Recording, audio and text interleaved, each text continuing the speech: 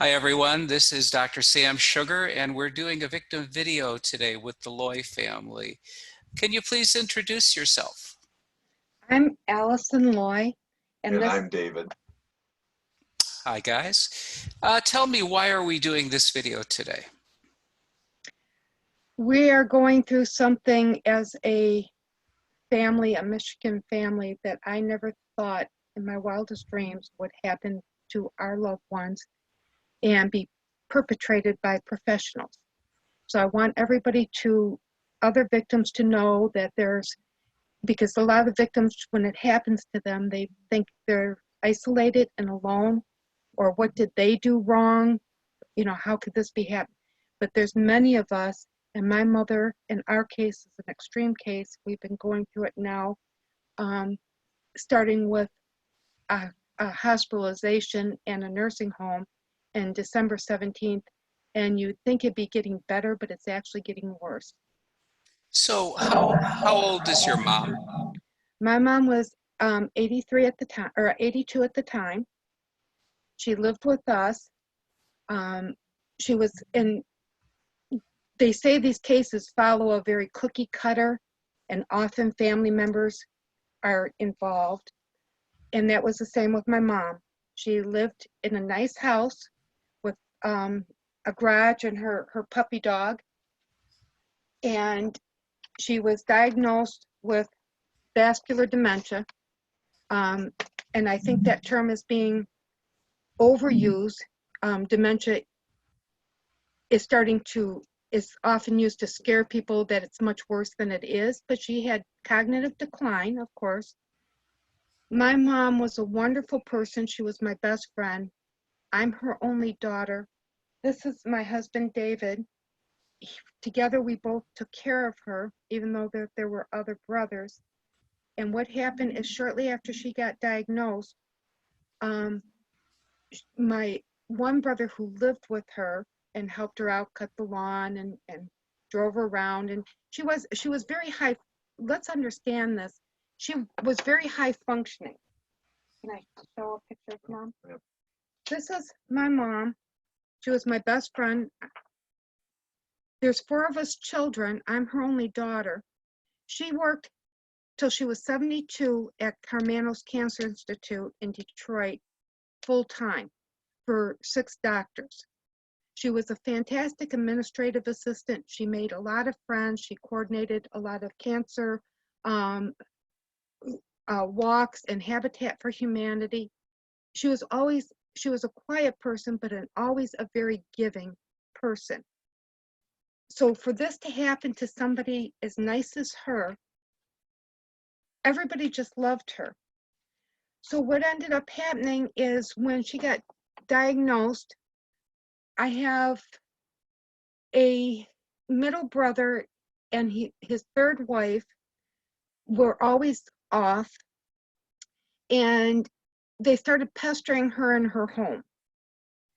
And what I mean by pestering was pretty severe. They stole her computers, and they admit this. Everything I tell you is documented. Either they admit it or I have actual hard documentation. So I'm not just slinging accusations. They admitted that, well, she was found to be, I went out of town.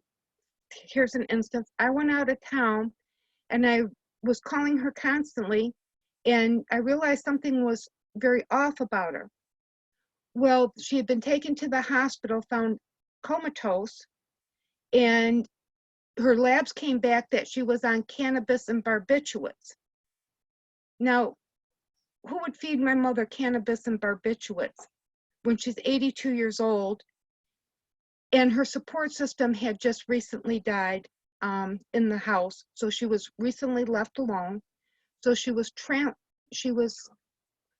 traumatized from being recently diagnosed with this ischemic strokes, vascular dementia, having suffered the loss of her son, and just going through back surgery. And then she's getting fed cannabis and barbiturates. Well, I thought the labs, of course, were wrong at the hospital, and come to find out, they said no, they've double run them. So what ended up happening is Macomb County in Michigan, probate court made me both the guardian and the conservator. That's how confident they were of me. I have an associate's degree in accounting. I've also have 17 years in dental surgery.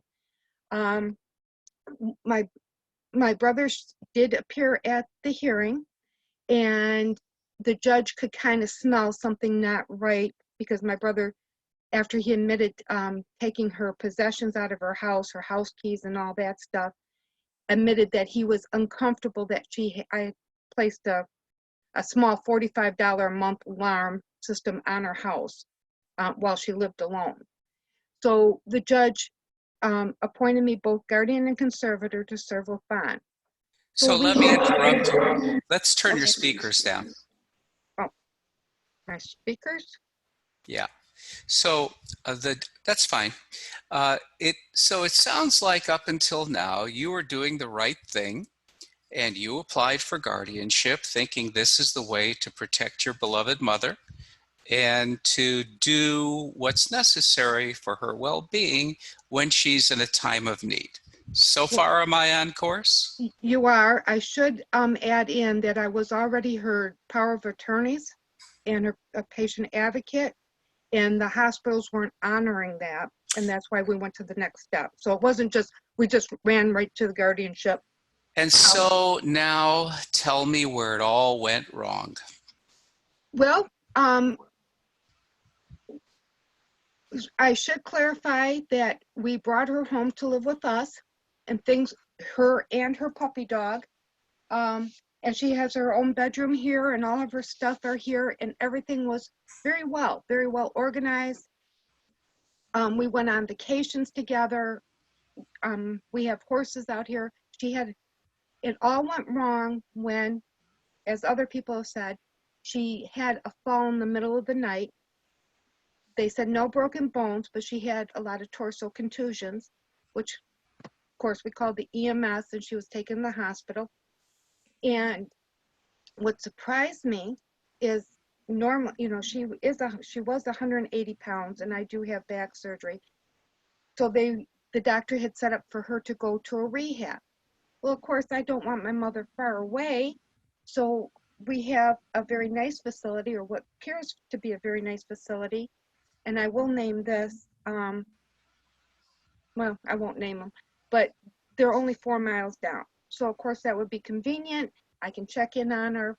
I'm from dentistry, so this place had beautiful hair salons, no smell. From dentistry, I felt very So comfortable. again, you're doing what you think is the right thing for your mother. Exactly. Except something odd happens with the social worker at the hospital. They go in and talk to my ward and start telling her that she's going for long-term and she needs to apply for Medicaid. So when I go to the hospital, and then they start fighting me, and I said, no, she has 21 days of her Medicare benefit. Why are you going to, first off, why are you talking to my ward about legal stuff instead of talking to me about it? And getting her all upset. And they said, well, she's going to be hard to place because of the dementia. And the only place we're going to be able to find, unless you agree to kind of sweeten the pot, is by at least considering long-term care. So on the day so we went round and round for about 2 weeks, and they're saying she's got a discharge. So let me stop you for a second. These are social workers at the hospital, right? Yes. And they don't know your mother from anyone else on the planet. Except, and all of a sudden, they have this burning desire to get her on Medicaid. That's correct. However, guess who comes in the hospital in the mornings to talk to my mom? Her PCP, her primary care doctor, who's trusted. Okay. Why is he talking to my mom? Why isn't he talking to me? So he must have supported that. He's talking to your mother about a place. Yeah, he never. Okay. And presumably he knew that she was your ward and that you were her guardian, correct? Yes, he did. Okay. But now I can't prove he talked to her. Like I said, he always made sure he Well, came at let's 6 in the just stick. morning. Let's Right. stick to the big picture, the 30,000. Okay. So what Okay. happens next to your mother? So finally, I begged the local facility to consider my mom, that she is not dangerous. She lives with us, this and that. And they're turning me down until I go to a very well-known probate attorney here in the area. And he said, "Did you drop my name?" And I thought, no, I wouldn't thought to do that. So I went back and I dropped his name. And all of a sudden, the doors opened, the red carpet rolled out. "Oh, you're going to put her in here under long-term care." "Yes, yes, this attorney, yes." And they transferred her the next day. So I thought, oh my goodness, wonderful. Except I told the admissions, I'm not bringing her here for long-term care. She has a perfectly good home here. Now, if she likes it, because you know, it's all being advertised to all of us families that look how wonderful senior living is, and they got So bingo. you're getting this sales pitch. Yeah. Why do you think everyone was pushing your mother to go to long-term care? Well, it was a soft push, so I didn't pick up on it. And like I said, with this advertising on TV about, place for mom, this and that, I thought, and my mom was complaining because I don't have any children or grandchildren coming in and out, that she feels that she doesn't have enough social activities here, or that she doesn't have enough friends, her own, mainly All friends right. her own So age. maybe there were legitimate reasons to do it. What happened after that? She got placed, then what? What ended up happening is I only placed her for rehab, and I said, we'll see how she feels about it. Right. She was in a lot of pain and a lot of pain relievers. So your 21 days of rehab got used up? No, No? no. What happened? They contacted me off the get-go within 10 days and said, you either place her in here for long-term care or she's being discharged. I Did said, they make it clear to you when you signed the contract for her residence that that's what was going to happen? no. Was anything in the contract about their ability to collect their bills from you or your mother if there was ever a conflict, like mediation? It, they did, but I knew not to sign um, something like that, so no. Okay, What so ended up happening, though, yeah. Hmm. was is under the constant threat, and being that I said, and this is how bad she was. Apparently, she had fractured some ribs, but they were undisclosed at that time. But she was in severe pain that they couldn't explain, and she had a lot of bruising. So she couldn't walk, she couldn't dress herself. There's no way I could have taken care of her here. So I thought, well, I do know that there is a Michigan waiver program, a PACE, some people call it PACE, there are different programs, that once they qualify for Medicare, and I do know that her incontinence products, her medical copays, cost and home help cost about $700 a month, which eats the better part of her Social Security. So like other people, we were looking for her extended, help benefit. So once she qualified for Medicare, it's not a hostage type of thing. Once she qualifies for Medicare, if she can approve to come home under her new benefits.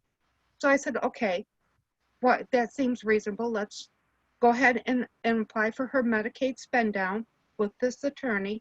It'll be done right. And if she doesn't like staying there, she can come back home under her Michigan waiver benefits. Because I knew what her baseline was. She still Right. pretty much walked without But support. did that happen? No. And that's where it went south. First off, I have this contentious brother, like I said, that was feeding her, and he happens to be married to a state employee, in fact, a Miosha. And they don't want mom coming home because mom would spend up their inheritance. So I think what happened, what seems to be supportive, is the Miosha agent and husband didn't want mom living back with their sister, because they wanted their inheritance to be preserved rather than spent.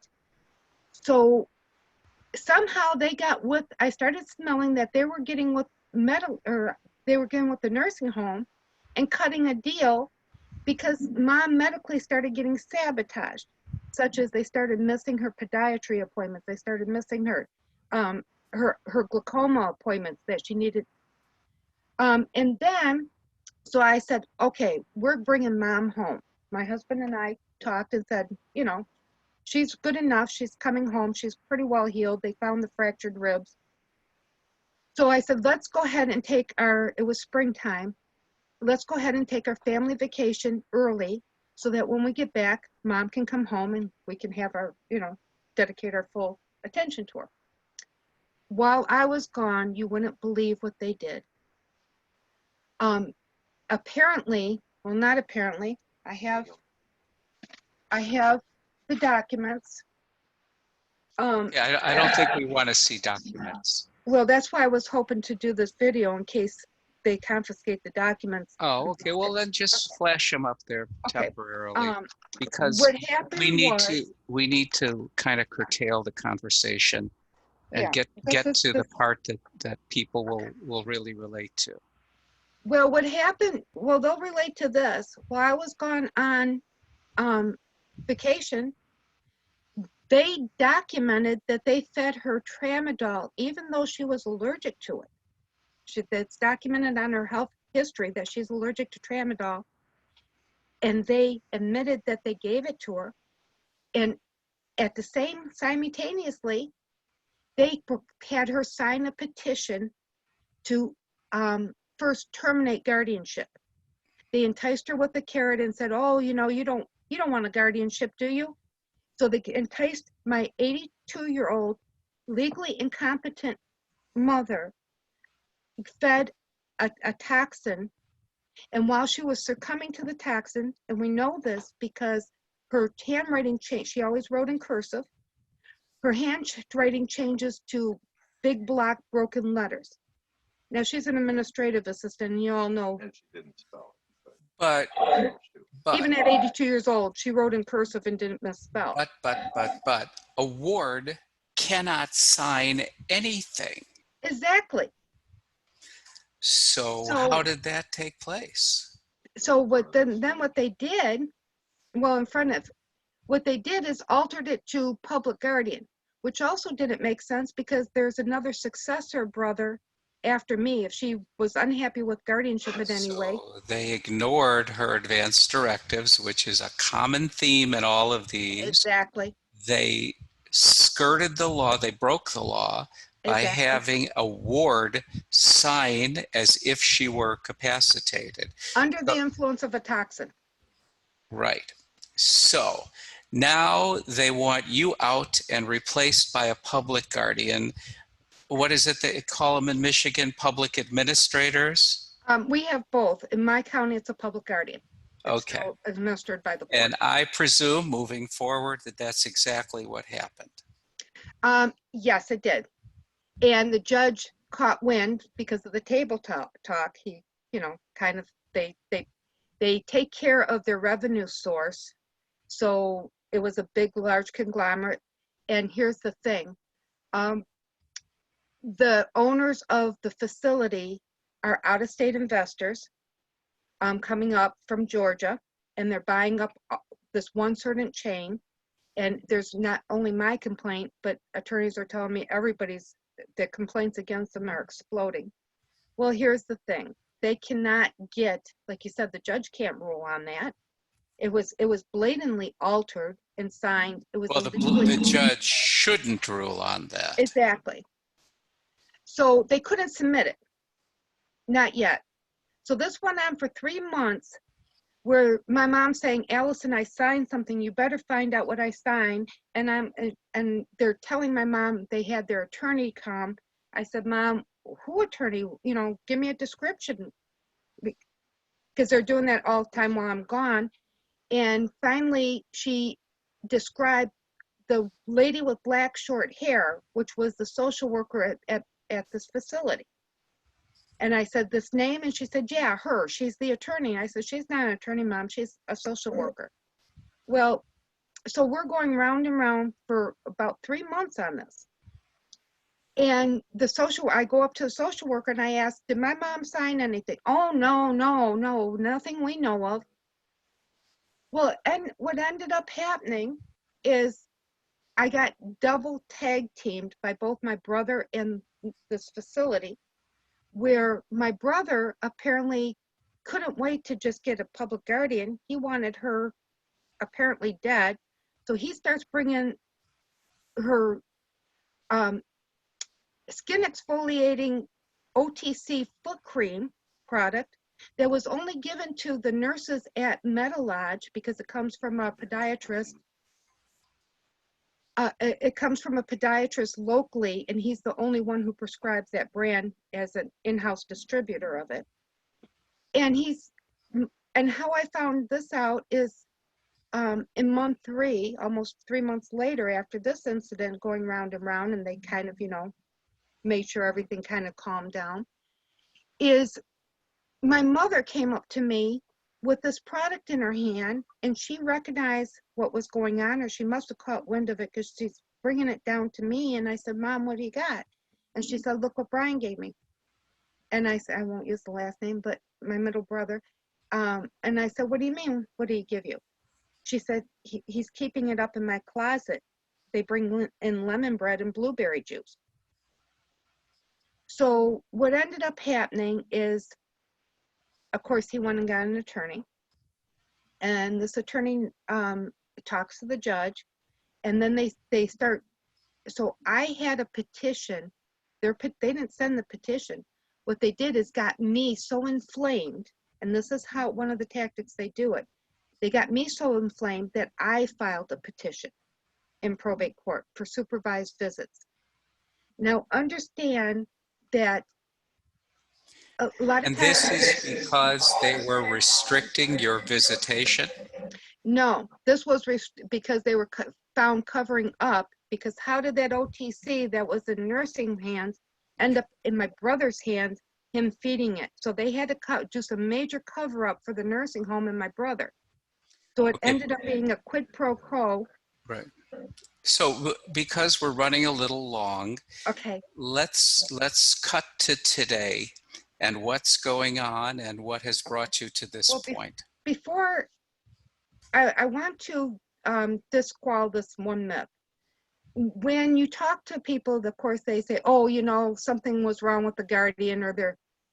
I want people to understand that I was such an exemplary guardian and conservator that I was not only appointed by one court, I was appointed by St. Clair County and went through all my reviews, both my health and my accounting, with flying colors. In fact, they kept reissuing my guardianship papers. So this whole thing about, oh no, there's a fault with the family, no. So what ended up happening is this. To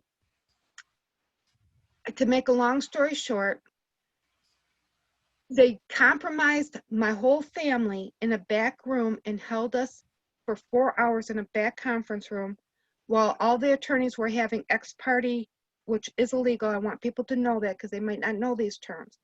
It's illegal to hold court in the back chambers of the judges. So if that starts happening to you, let your flags go up right then and there. And you should point out, and I'll point out, that ex parte conferences, which are exactly improper and in many cases illegal, are the way that the court insiders get away with what they get away with Exactly. because nobody's watching.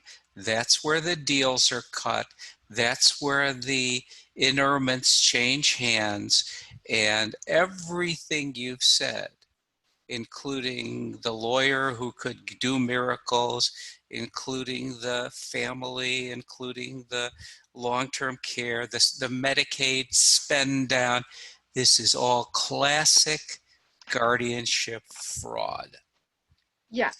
Now And I want to stop for a second, and I want to ask your husband, while this is all going on, what's going through your mind? Come a little closer.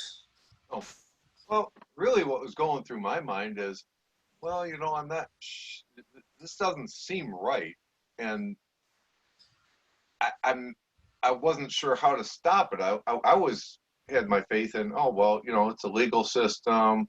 We have a lawyer. The lawyer's going to take care of this. They're not going to let him get away with this. And all I saw was they were all working together. We went through like 4 lawyers, and within no time, it was like they were working together. They weren't Yeah. going to have our best interests at heart. And They the were and throw us under the average number of lawyers that people go through is 6. Yeah, well, we went through. Well, we're on number 5. We're at number 5, and it just seemed like every one of them they'd start out telling us the world, and then they'd throw us under the bus. They wouldn't help us at all. And well, it cost us money. I guess it helped them, but it didn't help us. So how is your mother doing today? What happened is real quickly, she ended up dead. She's deceased now. This is how my mom's doing today. Yeah. We This finally is mom got today. we got mom in a box. this is how I finally got her back delivered. When did she die? This January 30th. Oh, all of this is very recent because it's only Yes. April 6th today. Can I have those pictures? What was the cause of death? That's what I need to get into now. Go And ahead. because this is how I also want to show, I don't know if you can see it very well. Yes. This is my sweet mother.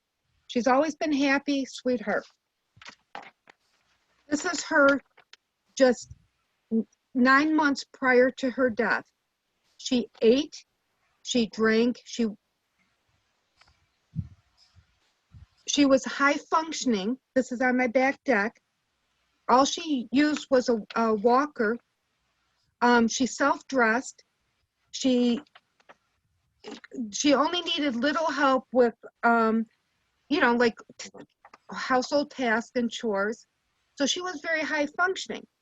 Plus, I told everybody, or I mentioned before, that I had been her DPOA and her patient advocate and her guardian for over 10 years. So I'm very familiar with my mom's internal health situation. And as soon as they got you out of the way, it was a very fast road to her murder. Here's her with her head bashed in. They shipped her It's down not to, very clear, no. I know, but from midline to temple, and this is 2 weeks old. So you believe she was murdered? I know she was murdered. And I had every agency in the state. So I started with the regular, the sheriff, and I started with the ombudsman, and I walked up to the attorney generals. I was assigned 2 deputies. They were aware of this going on. In fact, they were at my house for 3 hours looking at the evidence. And you could tell by the look on their face, they knew it was serious. And I said to them, and I want to quote other people, help other victims. There's 2 rules in Michigan. I don't know about Florida and other places, but it says that the Attorney General has 2 main duties. And one is the top law enforcement official in the state, and they have the duty to walk into any court in any matter, in any proceeding, in any county at any time and intervene. They also have the duty to ensure public safety and welfare. So I said, while this is going on, if you're not going to do anything, at least get her to an emergency room. Have her call the public guardian and tell them that you want a welfare check, you want her taken to the emergency room. At least get her to an emergency room. I could tell that they knew the look was, but they just buried it and said, well, we need more medical evidence. Email it to us. So I'm going to stop you here because this is the part of the story that every victim, advocate, every family member knows all too well. Yes. And the end of that story is that there is no one to complain to. Law enforcement is taught and trained that there's no such thing possible as ward abuse by a guardian appointed by the court, because after all, it's legal. A judge Right. signed off on it. The only way that we're told that you can get some relief is to hire a lawyer. But as you learned the hard way, when it comes to lawyers who practice in probate court, they're all kind of a fraternity. They work both sides of the street, and they always get paid, win or lose. And families can spend their entire life savings going from one lawyer to another, to Right. another, to another, and nothing ever works. And the reason why is because this is not a judicial system. This is a racket. Right. It is a racket that takes place under the noses of judges who may or may not actually be running the racket. But a racket it is, and it is a murderous racket. And I think that's what you really want people to know. And the honest law firms seem to be just as terrorized that they're going to be stripped. They make every excuse under the sun. And of course, the reason is that if you go up against a judge, even a judge in a court as low as probate, your career is over. Right. And so is their other firm, the whole firms. That's right. So you can't get a good lawyer. And No. even if you could, it would be a fourth-rate lawyer. So it's turned into kind of like a third world country where they just they're confiscating our elders and our family members by the droves, and we can't get them back. And then they go after the actual families, such as ours, and start stripping us because they know we have assets. You know, both my husband and I have worked all our lives. We both worked full time. He was an industrial electrician. I was in dental. So they know that you've got some assets. So they just start throwing these bogus lawsuits that you have to respond to. Here's the latest one. All they want is, they claim to only want $18,000, but look at the thickness of the paperwork. And the claims all in it are specious. And they don't want the $18,000. What they keep asking for is they want 9 years back of all her records. And it makes no sense because it's unmerited. It's But the reason they do it is because they can. yes, and they know that it is impossible for a normal person like yourself to keep 9 years worth of records. It can't be done. Which is why they did. Yeah. I did because I'm from medical and we keep records, and I'm from and a lot of good guardians. I know a couple of the friends, but what I want to help people, because even though we're one of the severe cases, I've at least been able so far to keep our head above this being succumbed by this legal assault. That is so far. And so they're getting much more aggressive and much more crafty, such as if they ask you for those records, in my case, those records have already been cleared by probate court because you have your annual accountings due every year. Now they have, once they're cleared, unless you've committed some crime that somebody's accusing you of, they have no merit to go back through them. They're just called assault you with abusive, burdensome stuff. Yeah, it's called legal abuse. Yeah, legal abuse, and that's what they can't seem to get. They don't want the 18,000. What they want is the record so they can plant something in to shut me up. Actually, what they really want is the legal fees that they're going to collect. Yes, and those too. But they want to also shut me up too. But yeah, they want the legal fees. And so now the person, my brother's attorney, even though my brother is the one that started this thing by making these deals with the devil to poison mom, he's now the attorney's got it in. They can use all the family members against each other, and if the family members complain, they use them as cutouts. So I've got this hanging over your head, so you're going to let me take every penny out of your household, even if you have to go mortgage your house, because I know you've committed a crime. And you're going to help me go after your sister. So you're right. So they got about 3 families here Right. that, And the inheritance that was so important to your brother's gone. oh yeah, Yeah. the So attorney, what's the moral of? his attorney, not my attorney, because I've been trying to represent myself as much as possible. Mhm. But his attorney's got him hogtied, where all he does is charge him for these specious long things, and he's constantly on my email, and he's constantly threatening me. In fact, what they're trying to do now during this COVID, and the courts are closed except for emergencies, he's they've just notified, and his attorney loves to flaunt it in our faces. He's trying to get in front of the judge in an ex-parte communication again, to get the judge to order me to give him my records without having any legal merit or hearing or anything else. That's how bad he wants to plant something in me. So if I could just say and interrupt you, I think the lesson that anybody who's watching this video or who's read my book, and I strongly suggest people read my book, it's called Guardianships of the Elderly, The Perfect Crime. It's cheap, it's on Amazon. For those people who want to read more about this online, our website is AAAPG.net.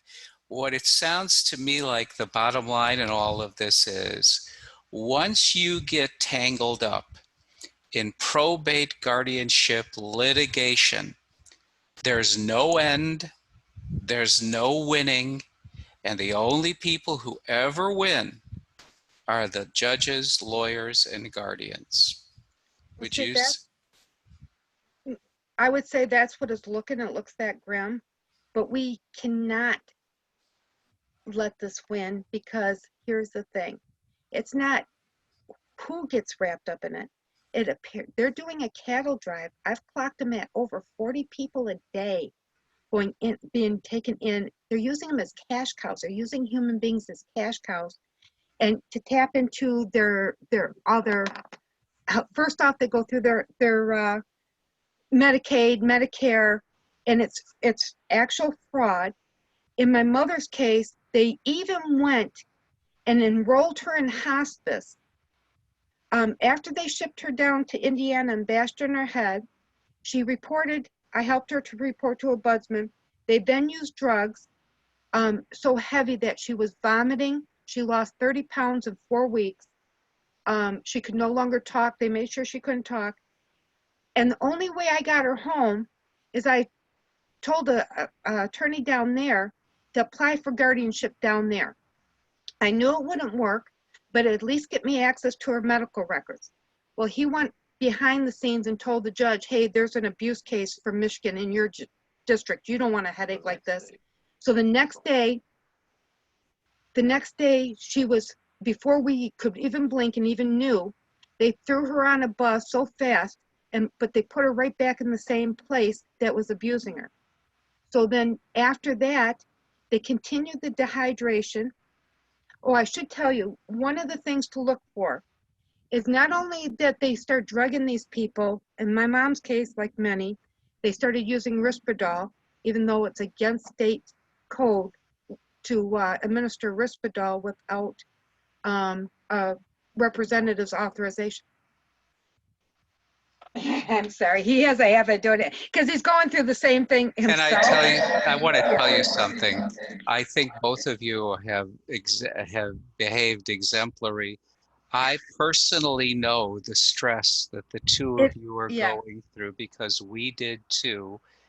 And let me tell you, it has the potential to kill marriages, to break up families, Yes, not to mention drug abuse, suicide, alcoholism. This is the most abuse that you will probably ever experience.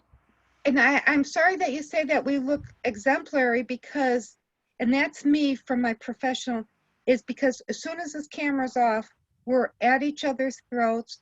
The stress, my head hurts. I don't sleep. I sleep on the couch. I don't know why. We're going through a lot of victim traumatization that I can't explain, like this rapid talking. Um, Well, you know what it is. It's legal abuse syndrome. And if yes, you're if you aren't familiar with it, you should Not really, get that information. There's a book on it. and they flaunt when they hurt you. They flaunt this. The hardest thing is you can't believe that anybody could be this demonic because they actually flaunt. Like the opposing attorney just emailed me and told me that my attorney's been working with them even though I discharged her back in January. Oh, that happens all the time. Then you got the other emotional thing. Like I said, well, I'm getting my mom back. She gets back to the same nursing home, and 4 days later, her legs are broken. Then they make sure they set them so buckled under her so that they would freeze in place, thinking, well, that will stop her from coming home. But they knew me. They knew I'd take her no matter what. So then what they got this big idea. They got this big idea, and I'm going to tell you one of the reasons. Okay, we have about 3 more minutes. Oh, okay. You can't see this, but this is from Medicaid, and it says in October 1st of 2019, their rules of billing changed. They went from a diagnosis-based compensation to a behavioral-based compensation. So what they need to do is get your parent into the dementia ward. So what they do is start dehydrating them severely. We know this because when they knew that I was going to take her home, they started shipping her to local ERs saying this woman has dementia behavior. So they can up her room charge from $8,500 to well over $12,000 plus a month. So it's a big increase in revenue for them to dehydrate, just simply dehydrate. And people don't realize, and you're a doctor, but people don't realize how severe fluid deficiency can cause on the brain. And what you're pointing out is something that I think underlies all of this, and Yes. that is, this is all about money. Money and power, and they like the power part of it, and it's 100% manufactured, but most people are such novices. Even I'm from dentistry, I'm not medical, but I figured out that if I went and got the dollar bottles of Vita water, that would keep her, you give her about 1/3. If you do get to see your loved one, bring that in. Make sure it's sealed so you don't get, because one of the things they'll do is then blame you for bringing, a toxin in and blame it on you. The bottom line is they get you coming, they get you going, they get you every which way to Sunday because it's an asymmetrical warfare. They have all the power, they have unlimited money, you have neither. And so in listening to your story, a lot of it is so very familiar, and people who watch this video will recognize that not only is this problem in Michigan, and it is, Michigan is awful because we've heard some horror stories. They now admit that they're the second highest in human trafficking, and people think that's just sex trafficking. That's only because Florida's first. Yes. Isn't that sad? It is. I'm so happy we got a chance to talk to you. I'm so sorry that your mother, who is right next to you, came back to you that way. My heart goes out to all of you and all the people who are watching this. And for the people who are watching for the first time, this could happen to you in a flash. Right. You'll never know. Yeah. And that's why I try to tell people, and I want to reiterate that or support that. We tend to turn a blind eye because they're older or you can't really, kind of like cattle, you can't really do anything about it. But we forget we're all one auto accident away of having a head injury. This is not just happening to the elders. And we know a lot of vulnerable adults that another friend only has a 27-year-old that she's caring for. But it's not just the elders and, oh, well, I'll get there when I get there. Oh, no, it's happening to the families as well. And the elder dies, but the family is, like you said, is ravaged by divorce, bankruptcy, My teeth are you know, you think I look nice, but my hair is falling out by the chunks. My teeth, I come from dentistry, they're getting weak. My labs are coming back with the vitamin D, metabolic syndrome, and my heart's hurting. So the message from all of this is whenever you think about stepping foot in probate court, you had better think a dozen times because there are surprises there that you won't like. But then I don't want people, because then they'll just run away and leave these people to public guardians. Actually, the truth of the matter is, keep them at home. Use the Agreed. Michigan waiver program. Use friends. Use what David. Now, David is a success story. His dad was attacked by a predator. It was actually his dad's new wife. But the kids banded together, because he only has a few minutes and he's going long. In his case, and this is the thing that seems to help. This is one of the strong things that seem to help. Well, there's three things that can seem to help you. We have 1 minute left. Okay, one is you need to have that type of family that they band together. So they did band together. They moved out there. The predator ran, and so now they're taking care of. Keep the person home as long as possible. The second thing is, in every state, including Michigan, there's know your probate codes. They will help you out a lot. Do not turn your back. Don't say this is insurmountable and turn your back on it. My fault is I let her go to the nursing home instead of saying, nope, mom is coming home with me. And if you got a problem with that, well then, you know, find me bad of being a guardian or something. But I would have had a much better chance. In 10-1, she may have been alive today. And the second thing is, the longer you can keep them at home, they might die of natural causes. But this was like watching a puppy. I mean, the heartbreak, because she was, like I said, her head was bashed in, her legs were broken. Then they forced her to actually lay down. They took her glasses and forced her to lay down for 2 weeks on her side until her lungs filled up, and denied her even the least little comforts. As you know, hospice comes with some services. They denied her every service, even from meal assistance to even watching TV, because they didn't want her to get up so that she could clear the remorse. And I know that we could go on for hours and hours, but our time is up. I want to thank you both very much. I'm sure your words will be important and helpful to others. I'm terribly sorry for the ordeal that you're both going through. And I just hope that things improve and that the coming months are less stressful. Thank you very much for appearing. One more thing I know. Please support Dr. Sam Sugar's work, because when you go through this, you feel very isolated and alone. And also, you can feel free to always call me. Do you mind if I give my number? No, go right ahead. It's 810-327-0987, because us victims do try to form a strong advocate group, if nothing else, just for a hug. Because there's half the time your friends and family just abandon you because they don't understand. They think, well, maybe it's something you did, because I've never seen it before. So yes, please support Dr. Sam Sugar, buy his book. And this is, you know, and if you need, again, my number is 810-327-0987. And we have a strong support group up in Michigan. And thanks to people like Dr. Sam. Thank you very much.